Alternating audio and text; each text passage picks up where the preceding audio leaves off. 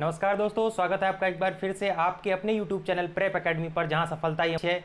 मैं हूं आपका दोस्त प्रेम और आज हम लोग फिर से वही टॉपिक जो हमारा चल रहा था राष्ट्रपति, उसी पे आगे बात करेंगे। क्योंकि हम लोग दोस्तों पढ़ रहे थे राष्ट्रपति की शक्तियों के बारे में, तो हम लोगों ने जो है न्यायिक शक्तियों की बात अभी हमको करनी थी।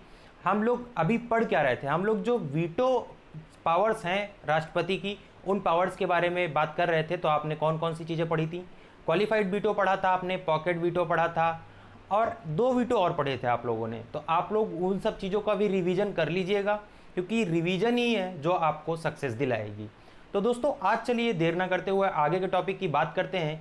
आगे जो आज हम पढ़ने वाले हैं, आज का जो विषय रहेगा हमारा, आज भी हम जो है शक्तियों की, राष्ट्रपति की शक्तियों की ही बात करेंगे। लेकिन आज दोस्तों सबसे बड़ी खुशी की बात ये होगी आपके लिए कि आज मैं ये पूरा टॉपिक ख़त्म करा दूंगा। जो राष्ट्रपति टॉपिक है वो मैं आज आपको पूरा का पूरा ख़त्म करा दूंगा। तो दोस्तों बस देर ना करिए, बने रहिए हमारे साथ में, अपना कॉपी पेन लेके तैयार हो जाइए और जुड़ जाइए हमारे साथ में। हम हैं प्रेप एकेडमी और सफलता ही हमारा लक्ष्य है। तो दोस्तों देर ना करते हुए शुरू करते हैं। तो देखिए दोस्तों, हम लोग जब बात कर रहे थे राष्ट्रपति शक्तियों की, तो राष्ट्रपति शक्तियों में हम लोगों ने जब कार्यकारी शक्तियों के बारे में पढ़ा था राष्ट्रपति की, तो मैं और जो है आपको कार्यपालिका शक्तियों के बारे में बताया था। तो वहाँ पर एक बात आती है, अध्यादेश क्या होता है। राष्ट्रपति अध्यादेश के बारे में भी बात करना बहुत ज़्यादा जरूरी हो जाता है। देखिए आर्टिकल 123 आपका जो राष्ट्रपति का अध्यादेश है, आर्टिकल 123 के अंडर आता है। ठीक, पहली बात तो आपकी ये हो गई कि आर्टिकल 123 के अंडर आपका क्या आता है, अध्यादेश आता है। राष्ट्रपति अध्यादेश जारी करने की जो शक्ति है वो कहाँ पे है, वो आर्टिकल 123 है। अब यहाँ पर सवाल ये उठता है कि सर क्या राष्ट्रपति अपने आप अध्यादेश जारी करता है क्या, या राष्ट्रपति का स्वविवेक होता है कि वह अध्यादेश जारी कर सकता है? तो नहीं, आपको यहाँ पर एक बात जो बहुत इंपॉर्टेंट है, जो ध्यान रखने योग्य है, वह यह है कि राष्ट्रपति अध्यादेश सिर्फ और सिर्फ मंत्रिपरिषद की सलाह पर ही जारी करता है। पहली बात क्या, अध्यादेश है, ये अध्यादेश किसकी सलाह पर जारी होगा? अध्यादेश हमेशा मंत्रिपरिषद की सलाह पर जारी होगा। ठीक, पहली बात मंत्रिपरिषद की सलाह पर।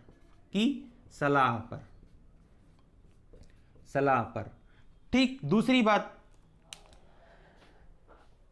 अध्यादेश की अगर हम बात करें, संसद में सत्र चल रहा हो और ना चल रहा हो, ठीक है, लेकिन अगर कानून बनाने की आवश्यकता है तो राष्ट्रपति उस स्थिति में अध्यादेश जारी कर सकता है और यह अध्यादेश कानून की तरह ही कार्य करेगा। यह बात आपको ध्यान रखनी है। संसद सत्र ना चल रहा हो लेकिन कानून बनाना आवश्यक हो तो क्या, राष्ट्रपति अध्यादेश जारी कर सकता है। संसद सत्र क्या है, ना चल रहा हो और कानून बनाना क्या हो, अति आवश्यक हो, कानून बनाना आवश्यक हो तो क्या, राष्ट्रपति अध्यादेश जारी कर सकता है। ये 2 बातें हम लोगों ने जान ली। अध्यादेश का वही प्रभाव होगा जो संसद के द्वारा पारित किसी कानून का होता है। यह बात आपको ध्यान रखनी। अब सवाल यहां पर यह उठता है कि सर ये जो अध्यादेश है, अगर कोई कानून है तो कानून को तो आप जो है कि न्यायपालिका में चुनौती दे सकते हैं, तो क्या सर राष्ट्रपति का जो अध्यादेश है जिसकी बात आर्टिकल 123 में की जा रही है, इस अध्यादेश को भी क्या हम न्यायपालिका में चुनौती दे सकते हैं? बिल्कुल, इस अध्यादेश को न्यायपालिका में चुनौती दी जा सकती है, सुप्रीम कोर्ट में चुनौती दी जा सकती है, लेकिन सुप्रीम कोर्ट को यह लगना चाहिए कि ये जो अध्यादेश है वो क्या संविधान की मूल संरचना को जो है प्रभावी कर, ये जो है क्षति पहुंचा रहा है या उसके अनुकूल नहीं है मूल संरचना के। देखिए कोई भी ऐसा कानून, कोई भी ऐसा विधेयक संसद के द्वारा पास कर दिया जाए जो क्या संविधान की जो मूल संरचना है, अगर उसको आहत करता है तो सुप्रीम कोर्ट उस पर एक्शन ले सकता है, उस नियम को रद्द कर सकता है। इसी प्रकार राष्ट्रपति के द्वारा जारी अध्यादेश को कौन, सुप्रीम कोर्ट रद्द कर सकता है यदि यह अध्यादेश क्या संविधान की मूल संरचना को आहत करता है। ठीक, ये बात कंप्लीट हो गई। अध्यादेश की हम बात कर रहे हैं और अध्यादेश की अगर हम बात करें, आर्टिकल आप 13(3) के अनुसार, आर्टिकल अगर हम यहां पे 13(3) की बात करें, आर्टिकल 13(3) की बात करें तो आर्टिकल 13(3) क्या कहता है कि अध्यादेश भी एक विधि है। ठीक, अध्यादेश क्या है? अध्यादेश भी एक विधि है। ये जो मैंने बताया कि सुप्रीम कोर्ट जो है इसको रद्द कर सकती है, तो इस बात का उल्लेख कहां पर किया गया है? आर्टिकल 13(3) में। अध्यादेश भी क्या है? एक विधि है, विधि है। ठीक, विधि के तरह कार्य करता है क्योंकि कानून है। कानून, अब जब कोई कानून अति आवश्यक हो जाए बनाना और संसद का सत्र ना चल रहा हो, उस स्थिति में क्या होता है कि राष्ट्रपति अध्यादेश जारी कर देता है, उसी के अकॉर्डिंग काम होते हैं या कानून लागू हो जाता है। ठीक, तो ये आर्टिकल 13(3) में क्या कहा गया है कि अध्यादेश चूंकि एक विधि है, तो इस कारण इसको क्या सुप्रीम कोर्ट में चुनौती दी जा सकती है, और अगर यह अध्यादेश संविधान की मूल संरचना को आहत कर रहा है तो सुप्रीम कोर्ट इसको रद्द भी कर सकता है। ये बात आपका कहां पर? आर्टिकल 13(3) में कही गई है। ठीक, और अब जब बात आती है कि सर ये आखिर अध्यादेश जारी हो रहा है, तो ये इस स्थिति में जारी हो रहा है कि संसद का सत्र नहीं चल रहा है और कानून बनाना आवश्यक हो गया है, तो इस स्थिति में यह अध्यादेश राष्ट्रपति के द्वारा जारी किया गया है। तो जो ये अध्यादेश जारी होगा, इसकी समय सीमा कितनी होगी? ये कितने दिनों के लिए या कितने महीने या कितने साल के लिए जारी होगा? ये यहां पर सवाल बहुत इंपॉर्टेंट निकल कर आता है। तो आपको बता दूं दोस्तों, 6 सप्ताह के लिए, कितने? 6 सप्ताह के लिए अध्यादेश जारी होता है। अध्यादेश जारी होता है, ठीक, 6 सप्ताह के लिए। ठीक, 6 सप्ताह के लिए जारी करें।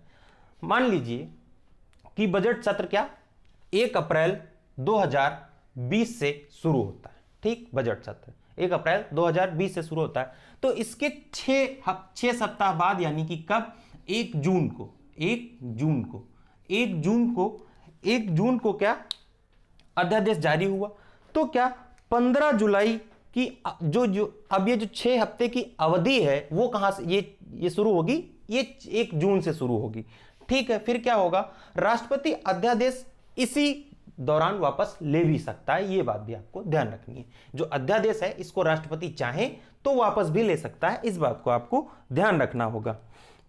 देखिए, एक यहां पे एक बहुत इंपॉर्टेंट केस आ जाता है कि क्या कानून जो है संसद के द्वारा ना पास किया जा रहा हो। ठीक है, तो क्या राष्ट्रपति को इस बात की शक्ति है कि वह बार बार अध्यादेश जारी कर दे, बार बार अध्यादेश जारी कर दे और एक कानून को बार बार लागू करवाता रहे? तो यह चीज क्या पॉसिबल है? तो आपको यहां पर एक केस ध्यान रखना होगा, डीसी वाधवा वर्सेस बिहार राज्य 1988 का एक केस था। उसमें सुप्रीम कोर्ट ने बहुत ही खुले शब्दों में कहा था, क्या? ये बहुत ध्यान रखने बात, डीसी वाधकर वर्सेस बिहार स्टेट कब? 1998। इसमें सुप्रीम कोर्ट ने क्या कहा? सुप्रीम कोर्ट ने कहा क्या कि बार बार एक ही कानून के लिए अध्यादेश जारी करना संसद के साथ धोखाधड़ी है। राष्ट्रपति क्या मंत्रिपरिषद की सलाह पर एक ही कानून के लिए अगर बार बार राष्ट्र जो है अध्यादेश जारी कर रहा है, तो सुप्रीम कोर्ट ने इस विषय में कहा कि एक ही कानून को लागू करने के लिए बार बार अध्यादेश जारी करना क्या संसद के खिलाफ धोखाधड़ी है। पहली बात तो ये हो गई। दूसरी बात क्या कही? सुप्रीम कोर्ट ने कहा अध्यादेश के द्वारा राज नहीं चलाया जा सकता। क्या? राज नहीं चलाया जा सकता। ये दो बातें कौन से केस में? डीसी वाधकर वर्सेस बिहार स्टेट जो 1998 का था, उसके अंतर्गत ये दो बातें हुई। ठीक, तो अध्यादेश के बारे में जितनी चीजें चर्चा करनी है वो हम लोग कर चुके हैं। तो अध्यादेश के बारे में हम लोगों ने जो बातें जाननी थी वो सारी बातें हम लोग जान चुके हैं। अब आगे क्या चर्चा करेंगे? आगे क्योंकि हम राष्ट्रपति की शक्तियों के बारे में पढ़ रहे हैं, तो हमने जो है कार्यपालिका शक्तियां पढ़ ली जो है, ठीक है, और कौन सी? विधिक न्याय कार्यपालिका शक्तियां पढ़ ली, विधिक शक्तियां। अब वित्तीय शक्तियों के बारे में, न्यायिक शक्तियों के बारे में भी हमको आगे चर्चा करनी है। तो चलिए देखते हैं कि राष्ट्रपति की न्यायिक शक्तियां कौन कौन सी होती हैं। न्यायिक शक्तियां, ठीक। तो अब हम बात करेंगे किसकी? न्यायिक शक्तियों के बारे में। तो देखिए राष्ट्रपति क्या करता है? Chief justice of India, high court के जजेस और सुप्रीम कोर्ट के जजेस को क्या अपॉइंट करता है, ठीक है। सुप्रीम कोर्ट राष्ट्रपति की supreme court chief justice of supreme court के जो चीफ जस्टिस होते हैं उनको हाई कोर्ट के चीफ जस्टिस को अपॉइंट करता है, उनका ट्रांसफर कर सकता है, ठीक है। ये बात आपको ध्यान रखनी होगी। तथा उनके द्वारा अधिकृत व्यक्ति के द्वारा, राष्ट्रपति के द्वारा अधिकृत व्यक्ति के द्वारा क्या, ये जो हाई कोर्ट के जस्टिस होते हैं, आपके सुप्रीम कोर्ट के जस्टिस होते हैं, इनको क्या शपथ दिलाई जाती है। ठीक, ये बात आपको ध्यान कर लेना। किसको अपॉइंट करता है, किसको, यहां पर ध्यान रखने वाली बात कौन सी, अपॉइंट करता है किसको, सुप्रीम कोर्ट जजेस को, सुप्रीम कोर्ट जजेस को, सुप्रीम कोर्ट जजेस को, हाई कोर्ट जजेस को, हाई कोर्ट जजेस को। ठीक है, और क्या, ओथ, ओथ यानी कि क्या होता है बेटा, शपथ, शपथ दिलाता है दोस्तों, किसको, इन्हीं लोगों को क्या शपथ दिलाता है, या तो राष्ट्रपति ही शपथ दिलाएगा या उनके द्वारा अधिकृत कोई व्यक्ति इन लोगों को शपथ दिलाएगा। ठीक, दूसरी बात, राष्ट्रपति जो होता है वो क्या, हाई कोर्ट के जजों का ट्रांसफर भी कर सकता है, किसका, ट्रांसफर भी कर सकता है। ठीक, ये बात भी आपको ध्यान रखनी है। अब यहां पर एक बात जब हम न्यायिक शक्तियों की कर रहे हैं तो आपने बहुत बार सुना होगा क्षमा याचिका के बारे में, मर्सी पिटीशन के बारे में। तो जो मर्सी पिटीशन का जो उल्लेख है ये आपका आर्टिकल 72 में है। किसमें, आर्टिकल 72 जो है आपका किसकी, क्षमा याचिका के बारे में बात करती है, क्षमा याचिका पर बात करती है। अब दोस्तों अगर हम क्षमा याचिका की बात कर रहे हैं, क्षमा याचिका की बात कर रहे हैं, तो सबसे पहली बात तो आपको यह समझनी होगी, क्या क्षमा याचिका राष्ट्रपति अपने स्वविवेक से दे सकता है? कि मान लीजिए किसी व्यक्ति को क्या फांसी की सजा हो गई और उसने पहले सेशन कोर्ट, फिर हाई कोर्ट, फिर सुप्रीम कोर्ट, यहां तक गया, लेकिन क्या उसको किसी भी प्रकार का क्या कोई हल नहीं मिला या उसकी सजा में कोई कमी नहीं हुई, तो उसने अंतिम जो लास्ट चरण था उसमें क्या किया, एक मर्सी पिटीशन दायर की राष्ट्रपति के लिए। तो क्या राष्ट्रपति अपने स्वविवेक से उस मर्सी पिटीशन पे क्या सजा को माफ कर सकते हैं, सजा को कम कर सकते हैं या सजा को स्थगित कर सकते हैं? क्या इस प्रकार का निर्णय राष्ट्रपति स्वयं ले सकते हैं, स्वविवेक से ले सकते हैं? तो इसका उत्तर आप सीधे शब्दों में दे सकते हैं कि सर नहीं, मंत्रिपरिषद की सलाह पर ही को जो राष्ट्रपति है सारे काम, लगभग अपने सारे काम, मैं टोटल काम नहीं कह रहा हूं, लगभग सारे काम मंत्रिपरिषद की सलाह पर ही कौन, राष्ट्रपति करता है। ठीक, तो मान लीजिए कि आप कोई व्यक्ति है, किसी ने कोई गुनाह किया और पहले वो सेशन कोर्ट में गया, ठीक, सेशन कोर्ट में गया, ठीक, उसके बाद में कहां गया, फिर वो हाई कोर्ट में गया, ठीक, हाई कोर्ट में गया, फिर सुप्रीम कोर्ट में गया, और जब सुप्रीम कोर्ट से भी उसको कोई जो है सहायता नहीं मिली, तब वो क्या मर्सी पिटीशन दायर करता है राष्ट्रपति के लिए, ठीक, प्रेसिडेंट के लिए। अब आर्टिकल 72 क्या कहता है, आर्टिकल 72 क्या कहता है कि राष्ट्रपति जो है, जो हमारा प्रेसिडेंट है, वो क्षमा याचिका पर स्वविवेक से निर्णय नहीं ले सकता है। क्या कहता है कि क्षमा याचिका पर, बहुत ध्यान से समझने वाली बात, कि क्षमा याचिका पर स्वविवेक से निर्णय नहीं ले सकता। ठीक, ये बात आपको ध्यान रखनी होगी। राष्ट्रपति क्षमा याचिका पर सिर्फ वही निर्णय लेंगे जो मंत्रिपरिषद की सलाह होगी। बहुत ध्यान रखने वाली बात कि क्षमा याचिका जो है उस पर राष्ट्रपति वही निर्णय लेगा जो मंत्रिपरिषद की सलाह होगी। पहली बात तो यह ध्यान रखनी होगी। क्षमा याचिका पर कितने समय में निर्णय लिया जाना है? मान लीजिए कि आप कोई व्यक्ति है जिसने गुनाह किया, उसको सेशन कोर्ट से फांसी हुई, फिर सुप्रीम कोर्ट ने भी, हाई कोर्ट ने भी वही कहा, फिर सुप्रीम कोर्ट ने भी वही कहा, फिर वो क्या मर्सी पिटीशन दायर करता है। तो क्या फिर उसने जब मर्सी पिटीशन दायर की, तो क्या राष्ट्रपति के लिए कोई अवधि निर्धारित की गई है कि वो इस अवधि के दौरान अपना निर्णय दे दे कि सजा को माफ करना है, सजा को कम करना है या सजा बरकरार रहेगी, इस प्रकार का कोई निर्णय दें? तो क्या कोई अवधि दी गई है इस दरमियान? यह सवाल यहां पर उठता है। तो नहीं, इसका भी जवाब नहीं में देंगे आप लोग कि सर नहीं, इसकी कोई अवधि निर्धारित नहीं है। यह बात आपको जान लेनी, ठीक, कोई अवधि निर्धारित नहीं है। अब यहां पर एक सवाल बहुत अच्छा बनता है, कौन सा, कि क्या सर जो ये क्षमा याचिका है, जो निर्णय आया राष्ट्रपति का एक अवधि के बाद में, निर्धारित अवधि नहीं, कोई एक अवधि के बाद में जो भी निर्णय राष्ट्रपति का आया, आप इसको ये ऐसे समझने की कोशिश करिए। ठीक, आपने क्या, मर्सी पिटीशन दायर की। ठीक, मर्सी पिटीशन दायर की। ठीक, इस पे क्या, क्षमा याचिका आपने दायर की। ठीक, क्षमा याचिका दायर की। इस पे क्या, निर्णय आ गया, निर्णय राष्ट्रपति का आ गया। तो अब ये जो निर्णय आया है राष्ट्रपति का, यहां पे सवाल इंपॉर्टेंट बनता है, क्या सर जो ये निर्णय आया है राष्ट्रपति का, क्या इस निर्णय के खिलाफ भी हम कोर्ट में जा सकते हैं कि मेरे साथ सही नहीं हुआ? तो हां, बिल्कुल, आप इस निर्णय के खिलाफ भी क्या, सुप्रीम कोर्ट में अपील कर सकते हैं। सुप्रीम कोर्ट में अपील कर सकते हैं। अनुच्छेद 72 एक चीज की और व्याख्या करता है। क्या? अनुच्छेद 72 की अगर हम बात करें, अनुच्छेद 72 और किन जो क्षमा याचिका में लेने वाले निर्णयों की व्याख्या करता है। कितने? 4 प्रकार के निर्णय राष्ट्रपति के द्वारा लिए जा सकते हैं। पहला कौन सा? सजा को माफ कर दिया जाए, माफ कर दिया जाए। ठीक, दूसरा क्या? सजा को स्थगित कर दिया जाए, सजा को स्थगित कर दिया जाए। तीसरा क्या? सजा कम कर सकते हैं, सजा कम कर दी जाए, सजा कम कर दी जाए। और चौथा और आखिरी क्या? सजा की प्रकृति बदल दी जाए। अब प्रकृति बदलने से मतलब समझिएगा आप, सजा की प्रकृति बदल दी जाए, बदल दी जाए। अब सजा की प्रकृति से मतलब क्या समझ रहे हैं आप लोग? सजा की प्रकृति से आप सीधा सा मतलब समझिए कि आपको क्या, मृत्यु दंड की सजा मिल गई, आपको फांसी की सजा मिल गई। तो राष्ट्रपति मंत्रिपरिषद की सलाह पर जब आप क्षमा याचिका दायर करते हैं, तो उसके बाद जो निर्णय लेना होता है राष्ट्रपति को, तो मंत्रिपरिषद की सलाह पर राष्ट्रपति आपकी सजा की प्रकृति बदल सकता है। यानी कि आपको क्या, कि फांसी नहीं होगी, उम्र कैद होगी। ठीक है, तो इस प्रकार ये जो है सजा की प्रकृति को भी बदल सकते हैं। ठीक,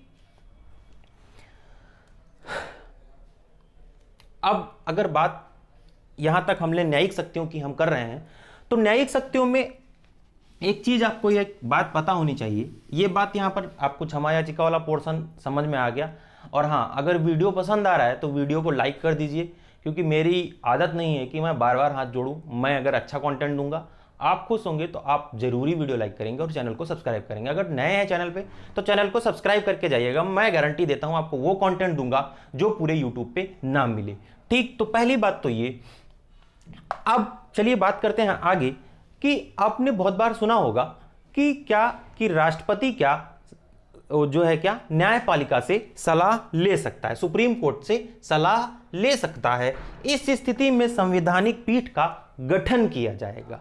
ठीक, कब लेगा?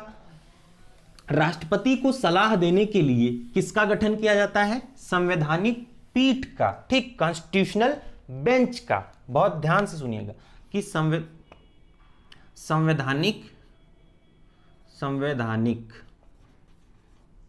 संवैधानिक पीठ। ठीक, यानी कि किसका? कॉन्स्टिट्यूशनल बेंच का। ठीक, गठन किया जाएगा। राष्ट्रपति क्या, सुप्रीम कोर्ट से सलाह ले सकता है, लेकिन उसके लिए क्या, एक संवैधानिक पीठ का गठन किया जाएगा। और बहुत ध्यान रखने वाली बात क्या है कि भारतीय संविधान का अनुच्छेद जो 145 है, अनुच्छेद कौन सा? 145। बहुत ध्यान से समझिएगा, देखिए सारी चीजें दोस्तों, क्योंकि अगर एक भी आप चीज मिस कर गए तो आपको कनेक्ट करने में बड़ी दिक्कत होगी।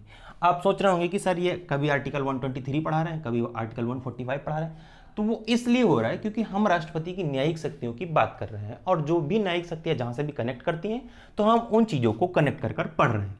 तो ठीक, तो आर्टिकल 145 क्या कहता है कि राष्ट्रपति को सलाह देने के लिए क्या, एक संवैधानिक पीठ का निर्माण किया जाएगा।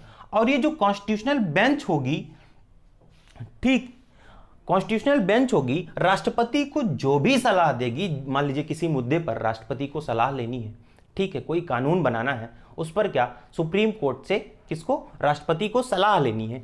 तो जो भी संवैधानिक पीठ जो है ये जो सलाह दे रहा है, राष्ट्रपति इस बात के लिए बाध्य नहीं है कि वह कॉन्स्टिट्यूशनल बेंच की सलाह को माने, अन्यथा न माने। ये बात आपको ध्यान रखनी है, ठीक है।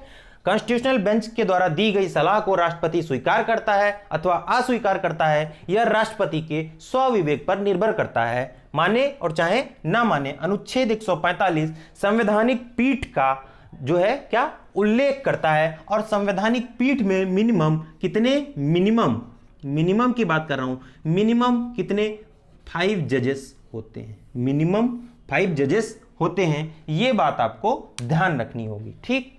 तो ये दोस्तों हमने जो बात कर रहे थे न्यायिक शक्तियों की, तो राष्ट्रपति की न्यायिक शक्तियों की हम लोगों ने बात कर ली। अब आगे बढ़ेंगे और बात करेंगे हम लोग किसकी, राष्ट्रपति की वित्तीय शक्तियों के बारे में। तो चलिए दोस्तों देर न करते हुए शुरू करते हैं ये भी कि राष्ट्रपति की वित्तीय शक्तियां आखिर कौन कौन सी होती हैं।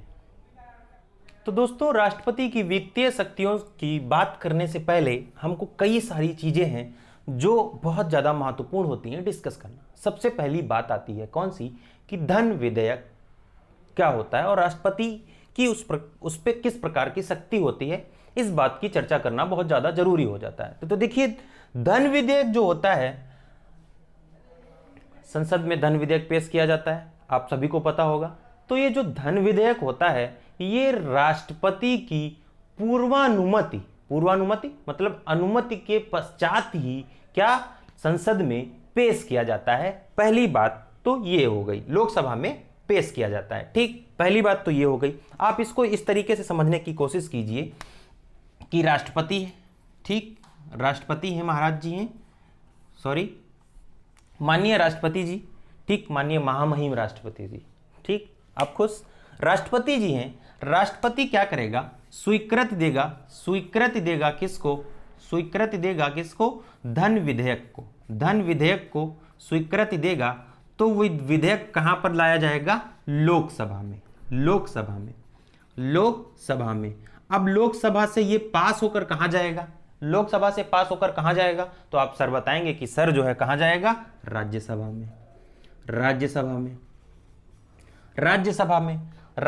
में जाएगा। अब आप फिर से बोलेंगे कि सर चक्री गई घूम और फिर से कहां पहुंच गया विधेयक, राष्ट्रपति के पास में। तो अब आप एक चीज बताइए कि राष्ट्रपति की स्वीकृति के बाद धन विधेयक लोकसभा में पारित हुआ, फिर राज्यसभा में पारित हुआ, और राज्यसभा में पारित होने के बाद में फिर से राष्ट्रपति के पास गया, क्या, सिग्नेचर के लिए या अनुमति के लिए।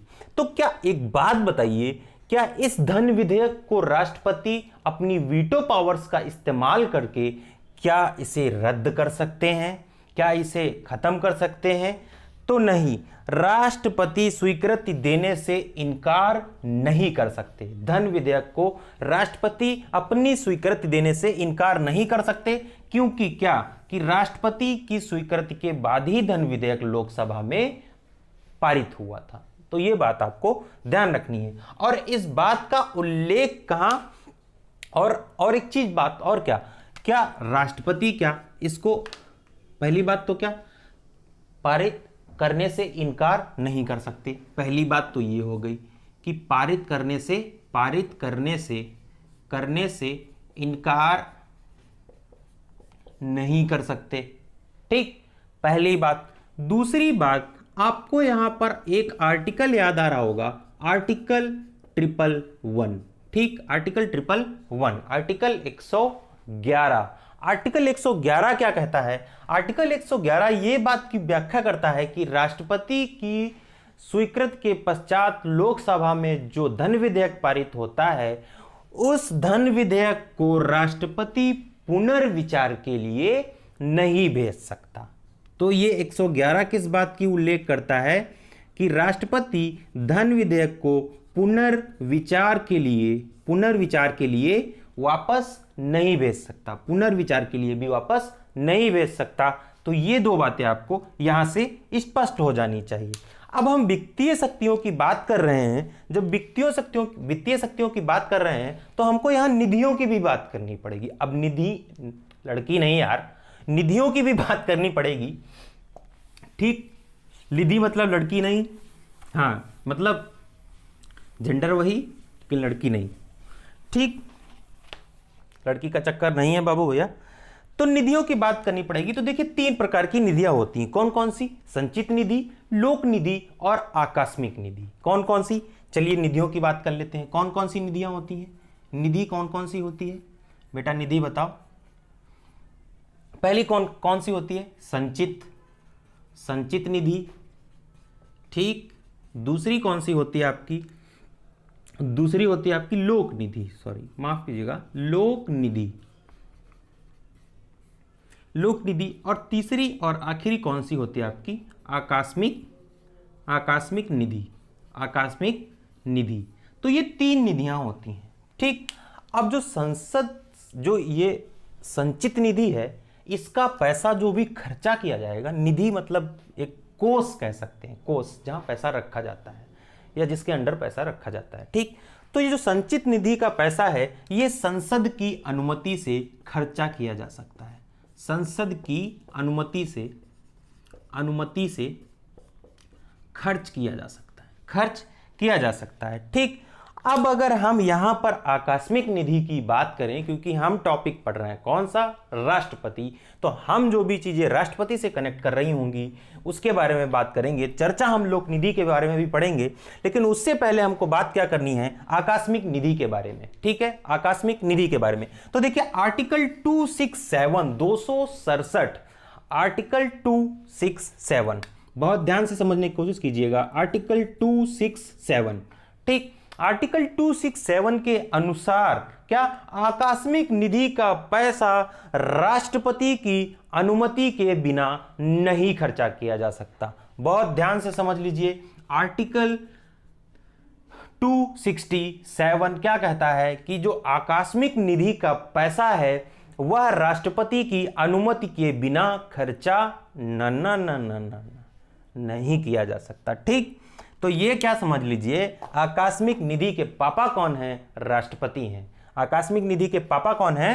राष्ट्रपति हैं। तो राष्ट्रपति यानी पापा की अनुमति के बिना कोई भी बेटा पैसा उड़ा नहीं सकता। तो ठीक, बहुत ध्यान रखना, जहां भी आकस्मिक निधि की बात आए तो वहां क्या 267 रुपया जो है वो कोई ले ही नहीं सकता पापा की अनुमति के बिना। बहुत ध्यान रखने, बहुत अच्छे से ये ट्रिक छोटी सी समझ लीजिए, ट्रेडमार्क लगा लीजिए, हमने बनाई, ठीक। 2 और 6 और 7 रुपया कोई खर्चा नहीं कर सकता किसकी? पापा यानी पा यानी कि पी और पी यानी कि प्रेसिडेंट मतलब पापा। और इस पापा की अनुमति के बिना आकस्मिक निधि का पैसा कोई खर्च नहीं कर सकता। ये बात आपको ध्यान रखनी है। और इस बात का उल्लेख कौन करता है? आर्टिकल 267 267, ठीक। अब अगर हम 267 की बात कर रहे हैं तो आर्टिकल अनुच्छेद 280 की बात करें तो अनुच्छेद 280 देखिए क्या करता है कि राष्ट्रपति का यह कर्तव्य होगा कि वह प्रत्येक 5 वर्ष में एक वित्तीय आयोग का गठन करेगा, जिसका एक अध्यक्ष होगा और क्या 4 सदस्य होंगे, जिसका एक अध्यक्ष होगा और 4 सदस्य होंगे। ये बात आपकी आर्टिकल 280 कहता है। क्या कहता है कि राष्ट्रपति प्रत्येक वर्ष आर्टिकल 280 के अनुसार राष्ट्रपति प्रत्येक वर्ष क्या एक वित्तीय आयोग का गठन करेगा और उसका एक अध्यक्ष होगा तथा 4 सदस्य होंगे, ठीक। ये बात आपको ध्यान रखनी है, आर्टिकल 280, ठीक। 3 बार वीडियो देख लीजिए, एक वीडियो 3 बार देखेंगे, कॉपी पे भी लिखने की जरूरत नहीं पड़ने वाली है, सारा कुछ ऐसे ही याद रहेगा। फिर भी लगता है तो आर्टिकल्स लिख लीजिएगा साइड में। चीज़ें जब आर्टिकल्स आप पढ़ेंगे तो चीज़ें आपको रिमाइंड होती जाएंगी तुरंत। तो इसीलिए एक चीज़ को 3 बार पढ़िए, वीडियो 2-3 बार देखिए। ज़्यादा से ज़्यादा वीडियो देखेंगे, ज़्यादा से ज़्यादा चीज़ें आपके दिमाग में बसेंगी, क्योंकि बोलने वाली चीज़ें ज़्यादा दिमाग में जाती हैं। हम पहले दादा बाबा से कहानियाँ सुनते थे, हमको कहानियाँ याद रह जाती थी डिट्टो, वैसे ही इसको आप कहानी की तरह पढ़िए, कहानी की तरह याद करने की कोशिश कीजिए, चीज़ें आपको बहुत ईजी हो जाएंगी। आर्टिकल अगर आपको याद नहीं हो रहे हैं, आर्टिकल हमेशा टुकड़ों में याद करिए, ठीक है। आर्टिकल्स आपको याद हो जाएंगे, ठीक। तो याद करना कोई बहुत बड़ी बात नहीं है, याद करने का बस इतना ही है कि आप चीज़ों को बार बार रिवाइज करेंगे, चीज़ें आपको रिकॉल होती रहेंगी, याद होती रहेंगी, ठीक।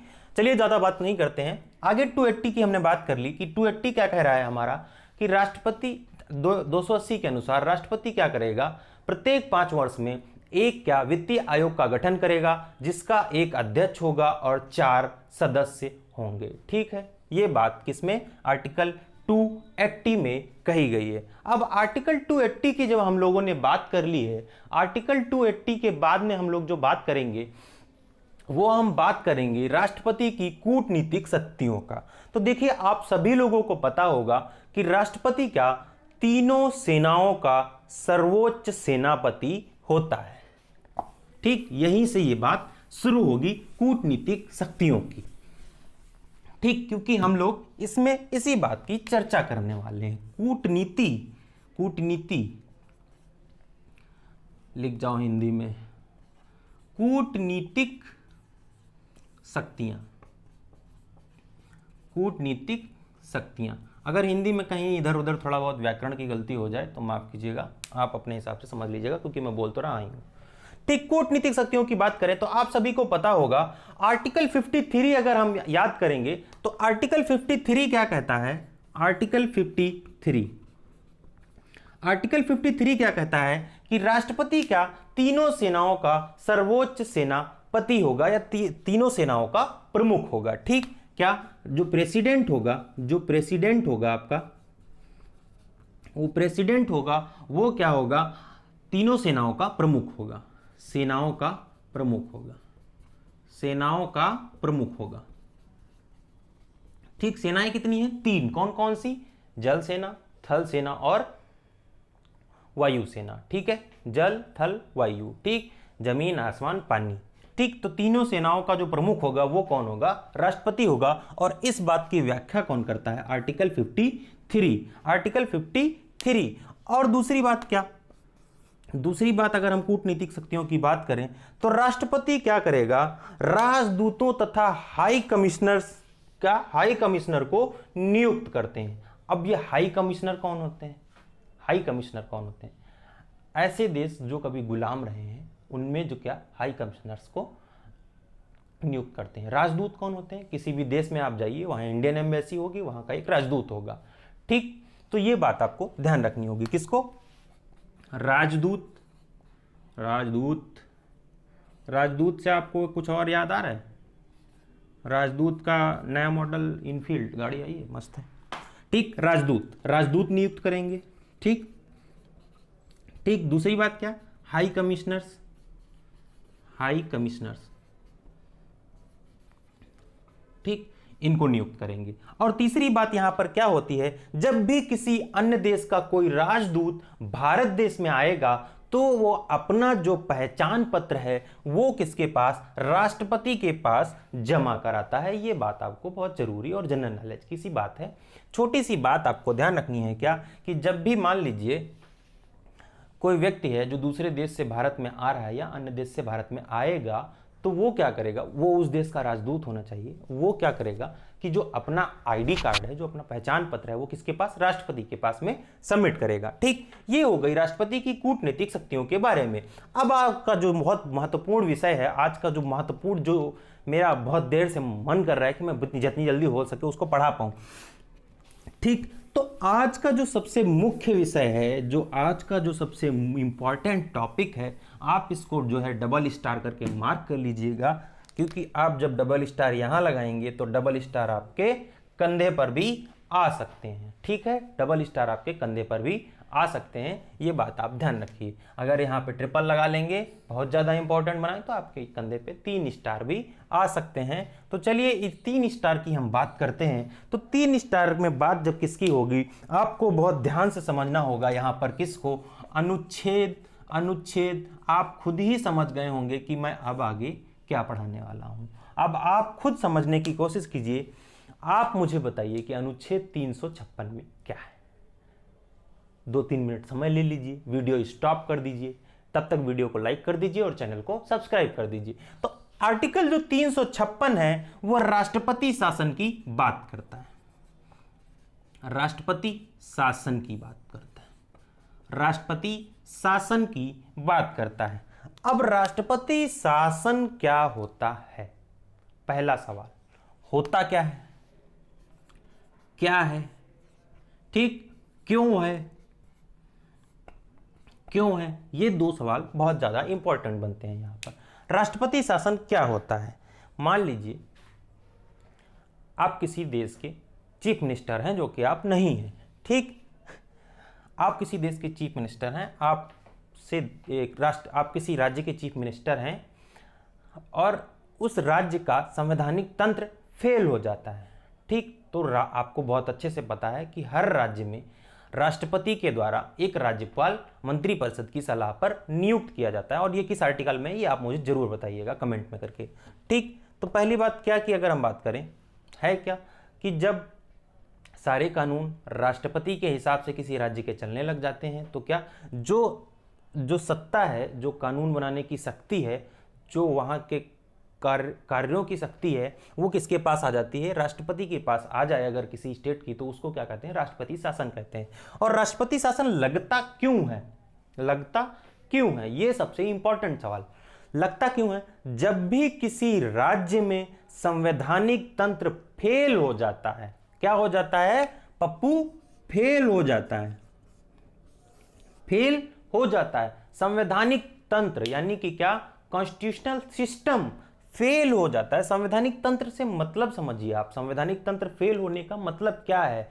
कि सरकार ठीक से काम ना कर रही हो, संविधान का पालन करते हुए अपनी नीतियों को ना बना रही हो, अपने कार्यों को ना कर रही हो, योजनाओं को संविधान का पालन करते हुए ना लागू कर रही हो, जातिगत भेदभाव लोगों के साथ कर रही हो। तो इस स्थिति में क्या कहेंगे हम कि इस राज्य का क्या संवैधानिक जो तंत्र है वह फेल हो गया है। और इस स्थिति में इस संवैधानिक तंत्र के इस संवैधानिक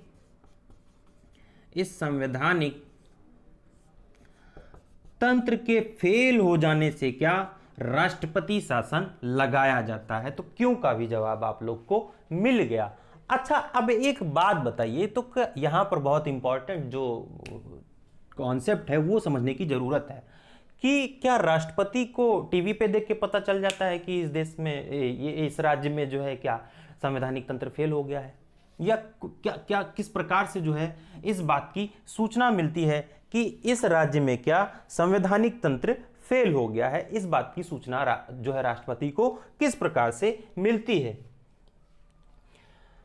तो आपको यहां पर ध्यान रखने वाली बात यह है क्या कि गृह मंत्रालय आपने सुना है, होम मिनिस्ट्री, गृह मंत्रालय, ठीक। यहां पे मैं लिख रहा हूं, देखिए होम मिनिस्ट्री, ठीक। क्या क्यों का जवाब मिल गया, हटाते हैं।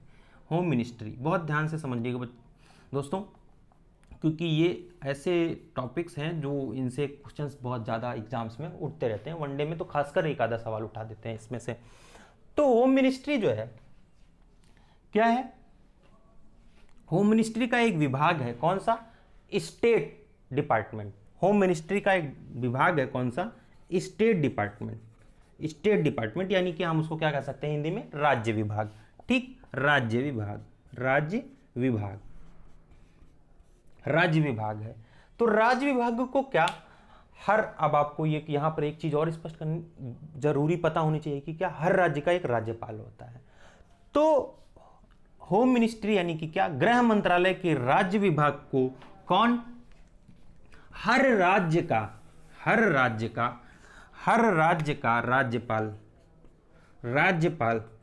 राज्यपाल क्या हर 15 दिन में क्या राज्य की स्थिति की रिपोर्ट भेजता है। राज्य की स्थिति की क्या रिपोर्ट भेजता है, ठीक। राज्य की स्थिति पर रिपोर्ट भेजता है, ठीक है, जिसके आधार पर राष्ट्रपति शासन लग जाता है। मान लीजिए कैसे?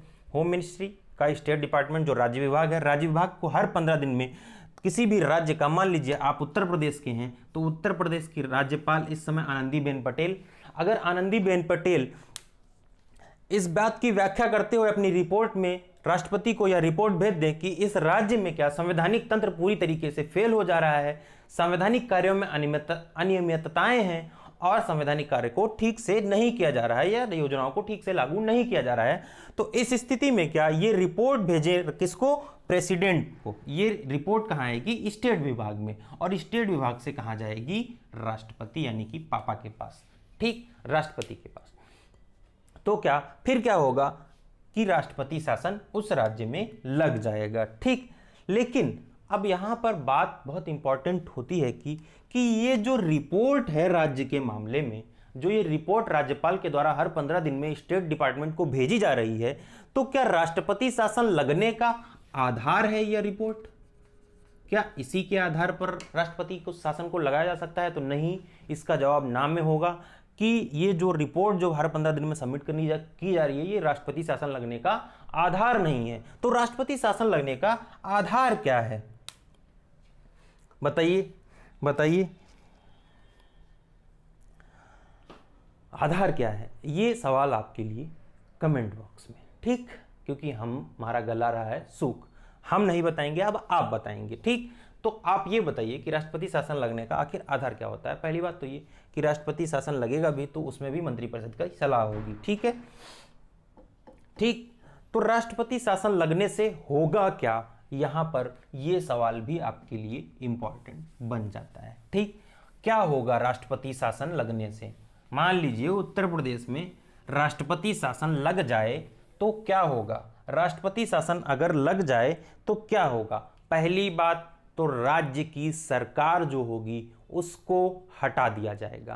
पहला पॉइंट आप यहां पर ध्यान रखिए, राज्य सरकार को क्या, राज्य सरकार को हटा दिया जाएगा, हटा दिया जाएगा, हटा दिया जाएगा। ठीक, दूसरी बात क्या, विधानसभा को निलंबित तथा भंग कर दिया जाएगा। विधानसभा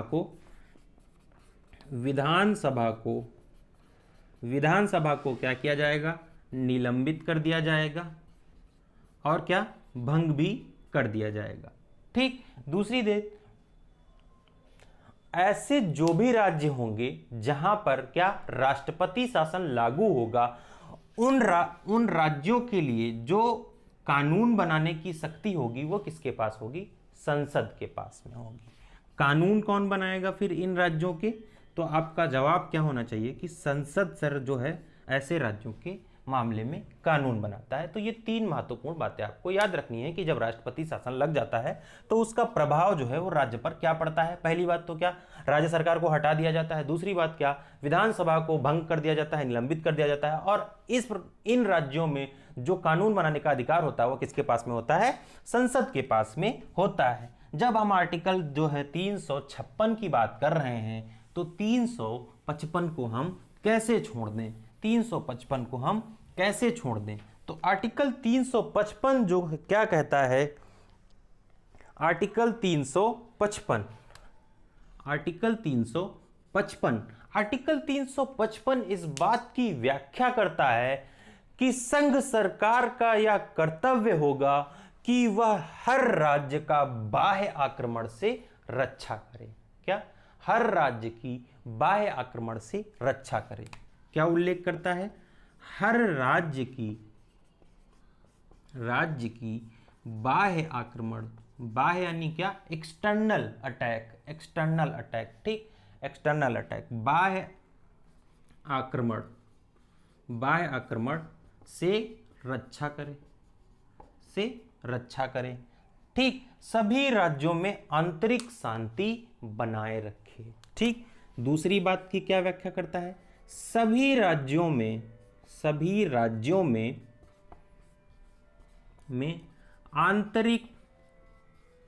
आंतरिक शांति बनाए रखे। ठीक, अगर हम तीसरी बात इसमें करें तो तीसरी बात क्या करता है? संविधान की पालना करना केंद्र सरकार का दायित्व है। ठीक, संविधान की पालना, ठीक, संविधान की पालना संघ सरकार का दायित्व है, संघ सरकार का दायित्व है। ठीक, ये आखिरी बात हो गई। तो अनुच्छेद 355 के बारे में भी हमने जान लिया। अब 355 का 10 कर दो भैया और 10 जोड़ दो उसमें, तो 355 जब 10 करेंगे हम प्लस इसमें तो 365 की भी हम बात करेंगे, 365 की भी हम बात करेंगे। तो 365 क्या कहता है इस बारे में भी हमको चर्चा कर लेनी चाहिए, क्योंकि हमको आज ये टॉपिक खत्म करके ही जाना है। Article 365, article 365। ठीक, तो आर्टिकल 365 क्या कहता है? संघ सरकार राज्य सरकारों को निर्देश दे सकती है और यदि किसी राज्य ने इन निर्देशों की पालना नहीं की तो ये माना जाएगा कि उस राज्य में संवैधानिक तंत्र विफल हो गया है। ठीक, क्या बताया मैंने कि जो संघ सरकार होगी वह राज्यों को निर्देश दे सकती है। ठीक, और राज्यों का यह दायित्व होगा कि वो जो निर्देश दिए गए हैं उनका पालन करे, और अगर यदि राज्य इन निर्देशों का पालन नहीं करता है तो क्या संघ सरकार ऐसा मान लेती है क्या कि इस राज्य में संवैधानिक तंत्र फेल हो गया है, कि पापा की बात नहीं मान रहे हैं, बच्चा बिगड़ गया है। ठीक है ना? तो क्या आर्टिकल 365 यही बात का जिक्र करता है कि जो भी संघ सरकार के निर्देश हैं राज्यों का यह दायित्व है कि उनकी पालना करें। अगर राज्य उनकी निर्देशों की पालना नहीं करते हैं तो संघ सरकार इस बात को मान लेती है कि इस राज्य का क्या संवैधानिक तंत्र फेल हो गया है। और संवैधानिक तंत्र फेल होने की स्थिति में आपको बहुत अच्छे से पता है कि अगर किसी राज्य का संवैधानिक तंत्र फेल हो जाता है तो आर्टिकल 356 के अंडर क्या उस राज्य में राष्ट्रपति शासन को लगाया जा सकता है, उस राज्य में राष्ट्रपति शासन लग जाता है। ठीक, तो आर्टिकल जब हम तो दोस्तों हम लोगों ने बात कर ली आर्टिकल 365 की। 365 में हमने क्या देखा? 365 में हम लोगों ने ये जाना कि अगर संघ सरकार या केंद्र सरकार राज्य को कोई निर्देश देती है और राज्य उस निर्देश का पालन नहीं करता है तो सरकार यह बात समझ लेती है कि राज्य में, कि उस पर्टिकुलर राज्य में क्या संवैधानिक तंत्र फेल हो गया है। और उस स्थिति में आपको मैंने बताया कि अगर संवैधानिक तंत्र फेल हो जाता है किसी राज्य में तो वहां पर कौन सा राष्ट्रपति शासन अकॉर्डिंग टू आर्टिकल 356 से लग जाता है। ये बात आप लोगों ने समझ ली। आर्टिकल 356 के बाद में अगर हम बात करें आर्टिकल 356 में आप लोग एक चीज देखेंगे कि आप एक चीज जानने की कोशिश कीजिए कि जब राष्ट्रपति शासन लग रहा है तो आखिर उस कितनी अवधि के लिए लग रहा है। पहली बात तो ये हो गई कि राष्ट्रपति शासन आखिर कितनी अवधि तक लगा रह सकता है। तो आर्टिकल 356 में इस बात का जिक्र किया गया है, इस बात का उल्लेख किया गया है कि राष्ट्रपति शासन 2 महीने तक बिना संसद की अनुमति के लगाया जा सकता है। कितनी? 2 महीने की अवधि तक। अगर उससे आगे राष्ट्रपति शासन को बढ़ाना है तो उसके लिए क्या संसद की अनुमति चाहिए होगी। ठीक, संसद की अनुमति चाहिए होगी। ठीक, ये 2 बातें आपको ध्यान रखनी, संसद की अनुमति चाहिए होगी। ठीक, और मान लीजिए अब संसद की अनुमति मिल गई। ठीक, 2 माह के बाद में आपको कितना 2 महीने राष्ट्रपति शासन चला, 2 महीने के बाद में राष्ट्रपति शासन की अवधि मान लीजिए संसद से बढ़कर 6 माह हो गई। ठीक, अब 6 माह के बाद में क्या होगा कि राष्ट्रपति जो संसद से अनुमति मिलने के बाद में 6 माह तक हम लोगों ने राष्ट्रपति शासन चलाया। ठीक, उसके बाद में क्या होगा कि जब ये अवधि कंप्लीट हो जाएगी और फिर भी अगर राष्ट्रपति शासन को बढ़ाना है, उस राज्य की स्थिति में सुधार नहीं हुआ है या जो संवैधानिक तंत्र है वो दोबारा से स्थापित नहीं हो पाया है, तो इसको क्या फिर से वो रिन्यू वाली प्रोसेस हो जाएगी, दोबारा से अनुमति लेकर इसको और आगे बढ़ाया जा सकता है। यहां पर एक सवाल जो बहुत इंपॉर्टेंट निकल कर आता है कि किसी भी राज्य में अधिकतम कितने वर्ष तक राष्ट्रपति शासन को लगाया जा सकता है, अधिकतम कितने वर्ष तक राष्ट्रपति शासन को लगाया जा सकता है। तो आपको यहां पर एक बात बहुत ध्यान रखनी होगी कि किसी भी राज्य में राष्ट्रपति शासन अधिकतम 3 वर्ष तक लगाया जा सकता है। अधिकतम कितना? 3 वर्षों तक लगाया जा सकता है। ठीक है, यहां पर आपको एक चीज और ध्यान रखनी होगी, लेकिन उसकी 2 कंडीशंस होंगी। ठीक, पहली बात तो क्या 3 वर्ष तक लगाया तो जा सकता है, लेकिन उसकी कंडीशन क्या होगी कि क्या यदि देश के किसी राज्य में क्या वित्तीय आपातकाल, कौन सा? राष्ट्रीय आपातकाल, माफ कीजिएगा, किसी राज्य में अनुच्छेद 352 के तहत, ध्यान रखिएगा यहां पे कौन सा? अनुच्छेद 352 की बात कर रहा हूं। और अगर अनुच्छेद 352 की मैंने बात की तो वहां पर आपको क्या समझ लेना होगा, मैं बात कर रहा हूं राष्ट्रीय आपातकाल की। किसकी? राष्ट्रीय आपातकाल की। अब राष्ट्रीय आपातकाल अगर किसी राज्य में चल रहा है, देश के किसी राज्य में चल रहा है, तो क्या राष्ट्रपति शासन की अवधि को कितना 3 साल तक बढ़ाया जा सकता है। देखिए यहां पर एक बहुत बड़ा सवाल निकल कर आता है कि अभी तक के अगर हम जो है आज़ादी के बाद से अगर अभी तक की हम बात करें तो आपको ध्यान होगा कि सबसे ज़्यादा दिनों का जो राष्ट्रपति शासन था वो कहाँ पर लगाया गया था। तो आपको बहुत अच्छे से ये बात याद रहनी चाहिए कि जो पंजाब राज्य था यहाँ लगभग कितने 2000 दिनों तक, कितना 2000 दिनों तक राष्ट्रपति शासन को लगाए रखा गया था। कितने 2000 ज़्यादा दिनों तक। और अगर बात करें कि सबसे ज़्यादा किस राज्य में, सबसे ज़्यादा बार किस राज्य में राष्ट्रपति शासन लगा है, तो इस नाम को तो आप बिल्कुल नहीं भूलेंगे, उत्तर प्रदेश, क्योंकि यहां हर बात का जवाब है। तो यह है उत्तर प्रदेश। और उत्तर प्रदेश में कितनी 10 बार राष्ट्रपति शासन अभी तक लगाया जा चुका है। कितनी 10 बार अभी तक राष्ट्रपति शासन को लगाया जा चुका है। तो ये जो दो महत्वपूर्ण बातें थी, ठीक है, दो ऐसे राज्य हैं जहां अभी तक एक बार भी क्या राष्ट्रपति शासन नहीं लगा है। कौन कौन से? छत्तीसगढ़ और तेलंगाना। ठीक, छत्तीसगढ़ और आपका तेलंगाना। ठीक है, तेलंगाना। तो ये दो ऐसे राज्य हैं जहां अभी तक राष्ट्रपति कार्यकाल, वो राष्ट्रपति शासन नहीं लगा है। ठीक, तो ये पहली कंडीशन थी कौन सी, कि अगर किसी राज्य में अधिकतम 3 वर्ष तक जो है क्या राष्ट्रपति शासन को लगाया जा सकता है। लेकिन उसके लिए दो कंडीशंस थी। पहली क्या, कि देश के किसी राज्य में आर्टिकल 352 के अंतर्गत क्या राष्ट्रीय आपातकाल लगा हो। और दूसरी कंडीशन क्या है इसकी, दूसरी कंडीशन क्या है कि आर्टिकल 324 के अनुसार यदि चुनाव आयोग यह बात कह दे कि इस राज्य में चुनाव कराना संभव नहीं है, तब भी क्या इस अवधि को बरकरार रखा जा सकता है। तो ये दो बहुत महत्वपूर्ण क्या चुनाव आयोग जो है आपका इलेक्शन कमीशन है, ईसी है, जो ये इस बात को डिनाई कर दे कि यहां पर क्या चुनाव जो है कराना पॉसिबल नहीं है, तो उस स्थिति में भी क्या जो आपका जो राष्ट्रपति शासन है उसको लगातार रखा जा सकता है 3 वर्षों तक। तो ठीक है। दूसरी बात, अब यहां पर बहुत इंपॉर्टेंट बात आती है कि जो दिल्ली और ठीक है दिल्ली राज्य में राष्ट्रपति शासन जो है वो कौन से आर्टिकल 356 जो हम लोग पढ़ रहे हैं इसके तहत नहीं लगता है। बहुत ही इंपॉर्टेंट बात। सवाल सीधे आपसे यही पूछा जाएगा कि आप मान लीजिए आप इंटरव्यू दे रहे हैं और आपसे सवाल पूछा गया कि दिल्ली राज्य में अगर राष्ट्रपति शासन लगना है तो उसके लिए क्या शर्त होनी चाहिए। तो पहली शर्त तो यही होगी कि क्या कि उस राज्य में क्या संवैधानिक तंत्र पूरी तरीके से फेल हो गया हो। पहली बात तो ये हो गई।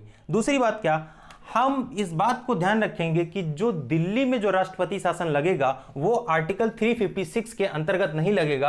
आपको ध्यान होगा 69वां कॉन्स्टिट्यूशन अमेंडमेंट हुआ था 1992 में। कौन सा? 69वां कॉन्स्टिट्यूशन अमेंडमेंट 1992 में। ठीक, इसके अंतर्गत दो आर्टिकल जोड़े गए थे। कौन कौन से?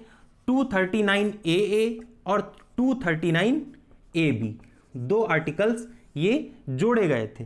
ठीक, जो आपका ये आर्टिकल 239AB है, ये वाला आर्टिकल 239AB है, इसके अंतर्गत क्या दिल्ली राज्य में राष्ट्रपति शासन को लगाया जाता है दिल्ली में। ठीक, दिल्ली में। तो ये जो बहुत महत्वपूर्ण बिंदु था यहां पर कि एकमात्र ऐसा राज्य दिल्ली है जहां पर क्या 356 के अंतर्गत राष्ट्रपति शासन नहीं लगता है। आर्टिकल 239 के अंतर्गत दिल्ली में 239AB के अंडर जो है क्या दिल्ली में राष्ट्रपति शासन लगता है। ठीक, तो ये बात हम लोगों ने कर ली। ठीक, राष्ट्रपति शासन की बात कर ली, क्योंकि ये जो आज का जो बहुत इंपॉर्टेंट टॉपिक था राष्ट्रपति शासन, क्योंकि ये कई बार एग्जामों में बहुत सारे ऐसे सवाल बन जाते हैं जिनका आंसर तो हमको पता है, लेकिन हम चीज़ों को लेकर इतने कंफ्यूज रहते हैं कि आंसर आते हुए भी हम गलत चीजें टिक कर कर चले आते हैं और क्या होता है हमारा नंबर कट जाता है। तो नंबर नहीं कटाना है। ठीक, तो आगे अब हम बात करेंगे जो राष्ट्रपति है, राष्ट्रपति की जो हमने बात की अभी तक, हमने जो है किसकी राष्ट्रपति शासन की बात की, हमने 352 में देखा कि राष्ट्रीय आपातकाल होता है। अगर हम अब बात करें, आपने एक चीज और सुनी होगी, आपने टर्म सुना होगा वित्तीय आपातकाल। वित्तीय आपातकाल की बात करते हैं तो वित्तीय आपातकाल का उल्लेख किस में किया गया है? आर्टिकल 360 में। आर्टिकल 360 किस बात का उल्लेख करता है? वित्तीय आपातकाल की। किसकी? वित्तीय आपातकाल की। वित्तीय आपातकाल की। ठीक, तो वित्तीय आपातकाल क्या होता है? देखिए, देश की साख, अब साख शब्द से समझने की कोशिश कीजिएगा। साख, साख शब्द का जो इंग्लिश में अर्थ होता है उसको बोलते हैं क्रेडिटेबिलिटी।